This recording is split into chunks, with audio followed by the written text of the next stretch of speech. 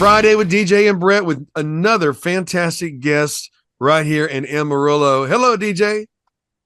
Good morning. How's my Brent? I'm doing good. Excited about today's guest. I am too. Long time coming to have this done.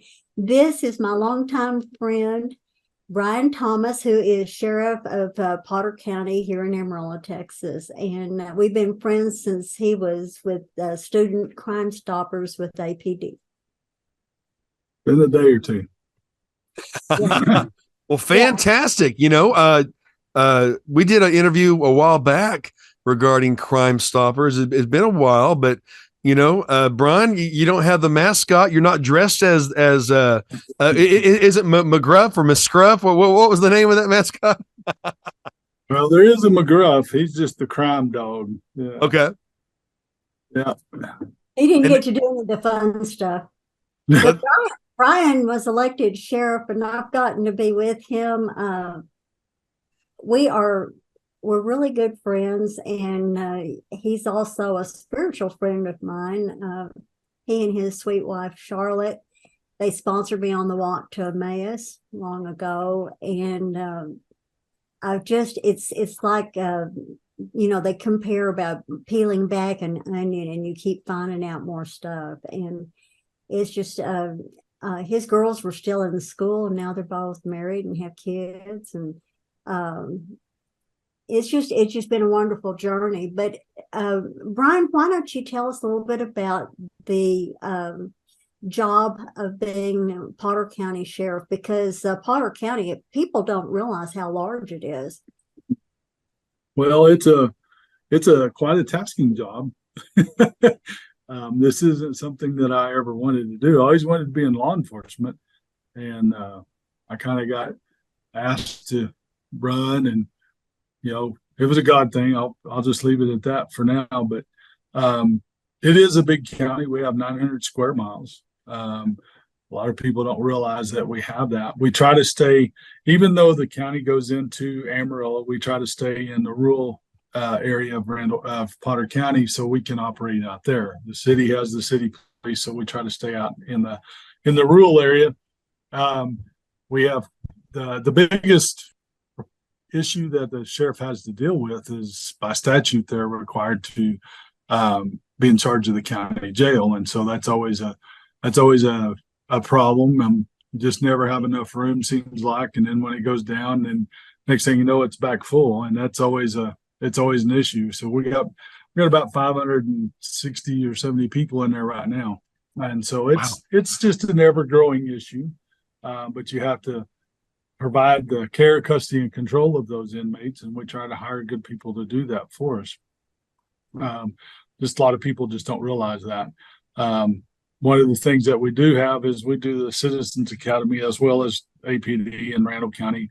And my suggestion is find one. I don't care which one you go to. We're all pretty much the same, but it does give the citizens a new perspective on what we do. And I love taking them into the jail because they all walk away from there going, I would have never thought it was like this. They're surprised on how clean it is and those kind of things. But we do have standards that we have to follow, and we get inspected yearly on those. So that is probably our biggest issue, is just trying to take care of those people over there. Mm-hmm. Well, you also have a medical staff, and when people get their room there, there's a lot that goes into processing someone to know where you're going to put them, right? Yes. We can't put somebody that just has a traffic warrant in with somebody that committed a murder. So we have to work around those kind of things, and it is an everyday challenge, honestly. But one of the things, and I'd say this quite often, especially in our Citizen Academy, I said, you have to realize that whatever's over there, that 80% of those people are not guilty. And people kind of look at me like, what? I said, they're not. They've been arrested and charged with something, but they haven't gone through court and had their day. So right now we have to treat them as innocent people. That's refreshing to hear. And of course, I've heard from some friends at the APD that law enforcement, the attitude towards law enforcement in Amarillo is positive compared to other cities. Has that been your experience as well? Yes, it is. I mean, what you see on the national level is not what we have in the Panhandle, and we're very blessed to be living where we're at. Sometimes it hurts us in recruiting and trying to get people to come to work for us because that's all they see is what's on the national level, and that's one of the things, one of the myths that we have to try to convince people that we don't see that here. People enjoy us and being out there, and so it's always refreshing to see that. That's refreshing to me. Yeah. You've made such a difference in so many of the lives of the people who have been incarcerated out there, because they're not just sitting there wasting their time. You give them opportunities to get educated in all kinds of different good ways. Yeah. And I got to talk a little bit about Welcome Partner here, but it was, I guess, last year, whenever I had submitted Brian to receive an award from a nonprofit organization. And I mean, they asked you all these questions, and I had to do like a essay or a thesis, about Brian Thomas, about who I was nominating to get this special award. And then you get an email, "I'm sorry, your candidate didn't get it. We chose somebody else." And it was just, I don't know, it was like a bad breakup. And I put in all this work and research and everything, and I thought, well, I'm going to give you my own damn award. and it was so much fun to get to set you up for Sheriff of the Heart. And if you go to welcomepartner.com, it's going to be on our website until Armageddon. And that's about 3:30 today, something like that. But it was such a joy to work on this, because when we do an award and honor for anyone through Welcome Partner, it's not just here you get a blue ribbon or something. No, we put a lot of work and research into everybody, because we want everybody else to love them like we do. And so we set him up on it, and I had to do this just right. So I had to have him honor somebody else, and we got that taken care of. And then while he was up there, we got to honor Brian for what he did. And unfortunately, I talked too much, and he had a Zoom meeting to go to, and he couldn't really embellish on how he felt about it. But I spent big money on him a special plaque, because I wanted him to always remember what he means to me personally and professionally. But, in doing the research to honor Brian Thomas, I had a note from his wife, and she'd gotten some notes from friends also. And Charlotte, I feel like she's one of my benefits for being close to Brian. I love her dearly. And I asked Brian, I said, "Now, what's the lady's name that takes care of the education or the process out there?" And he told me her name. What is it, Robin? Is that her name? Huh? Ray? Yeah. Okay. I'm sorry.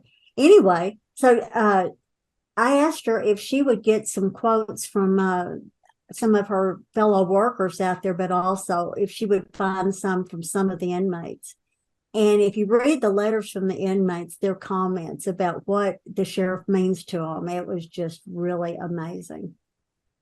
Did you not pay the bill? Oh, that's county. That's county does that. Okay. I'm telling you, man, we're saving money where we can around here, man. Yeah. And he's thrifty. But anyway, it was so awesome to study more about you. And I love you dearly, Brian, and you know that. Thank you. I love you too. Thank you. Why don't you talk about the Citizens Academy, and thank you for letting me be in your very first one, and then also about the CRACE training that y'all do, and do you have any coming up soon? Because I don't ever hear about that anymore. Yeah, we do. Our Citizens Academy is something that I brought over when I left the police department. I saw the benefits of that. I was part of the first one over there, and so I got to see how it affected the community when they came, because most of them don't have a clue what we do. And so it was very beneficial for us to start one here. And That first one is the only one that we've really had to advertise for. Everyone since then, I think we're up to 13. We'll be 14 this year, has been filled with people recommending from the previous academy people to come. And so it's been very beneficial, but it goes for about 12 weeks and we go through every division of the department. I usually do the first day, and then we meet on Tuesdays from 6 to 9. And it's about 12 weeks long, but we bring somebody in from they're experts in their field. And so we bring them in. We allow them to go out and ride around with the guys. We do a full day or a full evening in the jail. We also take them out to the range on a Saturday and we let them shoot. Just kind of give them the whole smear of what we do. And a lot of people are just really surprised on how much we do. And I think the thing that surprises me most is that there hadn't been an academy since that first one that we haven't gotten somebody that has been to all three. So it's it's interesting to me to see that people are interested in what we do, and it gives them a different aspect of the different departments. Well, I went through yours first. That was the first time I ever even thought of it. And I remember saying, but I live in Randall County. And you said, I'm the sheriff. You know, you're going to go do what I want you to. And it was wonderful what I learned on it. And I got to be friends with the K9, Danny. Mm-hmm. And he was causing the problem. I wasn't, you know. Anyway, Yeah. but then Brent Barbie, he said that he wanted me to go through Amarillo Police Department once. So I did that. And then I went through Randall County, and then I went through Amarillo 101 to the city. And the one thread I can tell you, and when people are criticizing the government, they're criticizing this department or that, I just really get ticked because they're not educated. If they went through these academies, they'd learn how thrifty everybody is and how they genuinely care about their jobs. And that's one thing that makes these people just so darn special. So I do recommend get yourself educated, get acquainted with what's going on in your county government. Why don't you talk about the CRACE program, because it's very important. So the CRACE program, we offer that to just about any business. We've done it for schools, anything like that, but it's citizens response to active shooter events. And so that came about after some of the major shootings that we've had. And so it just gives them a lot of information on what they can do, what we want them to do. You know, there's the acronym is ADD, I believe is what it is. It's deny, defend, and then attack is what it is. So it goes the other way around, but it's, you know, you want to deny somebody access to you. If that means shutting and locking the doors, you know, if you have a window in your door, you want to get away from that window where nobody can see and lock that door best way you can, because you want to deny that. The last one, you want to try to do that up to wherever you have to, but the last one is to fight. And when it comes down to the fight, there's no holds barred, whatever it takes to win. And you have to put yourself in that mindset of I'm winning and I'm leaving and I'm going home to my family. And that doesn't, you know, that if that means taking a fire extinguisher and spraying them and hitting them in the head or whatever to get out of there, then that's what we want to try to get you to do. But it is as a last resort, of course. But we want you to get safe. We first want you to just be safe, but we want you to go home at the end of the day as well. So we do a lot of that in our schools, and we do a lot of it for businesses and churches that want that training for their staff. Stronger citizens make a stronger city.